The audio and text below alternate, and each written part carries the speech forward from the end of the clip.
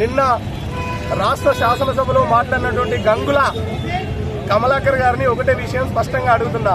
నీకు అసలు తెలంగాణ ఉద్యమం కానీ, తెలంగాణ రాష్ట్రం ఏర్పాటు కానీ, తెలంగాణ ఉద్యమం జరిగినప్పుడు నువ్వు ఎక్కడ పడుకున్నావు బిడ్డ గంగుల కమలాకర్?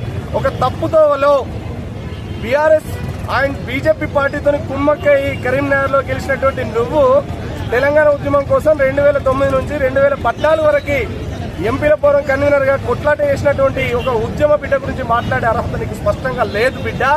నీకు దమ్ము ధైర్యం ఉంటే కరీంనగర్ గడ్డ మీద బీజేపీతోని పొత్తు లేకుండా, బీజేపీతోని ఇంటర్నల్ సంబంధం లేకుండా నీకు దమ్ముంటే ఇప్పుడు రాజీనామా చేసి కరీంనగర్ లో గెలిచే దమ్ముందా అని చెప్పి జిల్లా కాంగ్రెస్ పార్టీ బీసీసీఎల్ పక్షాన అడుగుతా ఉన్నా.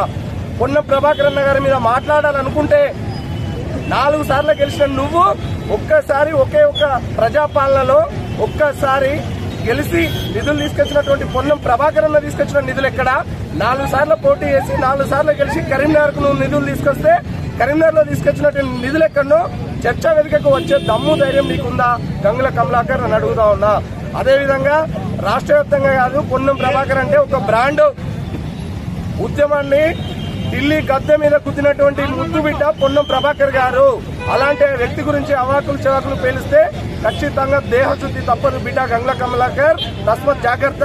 నీకు దమ్ము ధైర్యం ఉంటే బీజేపీతో సంబంధం లేకుండా, ఇంటర్నల్ ఒప్పందం లేకుండా రాజీనామా చేసి కరీంనగర్ లో గెలిచే దమ్ముతోని ముందుకు రా అని చెప్పి ఈ సందర్భంగా పిలుపునిస్తున్నాం. జై కాంగ్రెస్, జై హింద్, జై పొన్నం.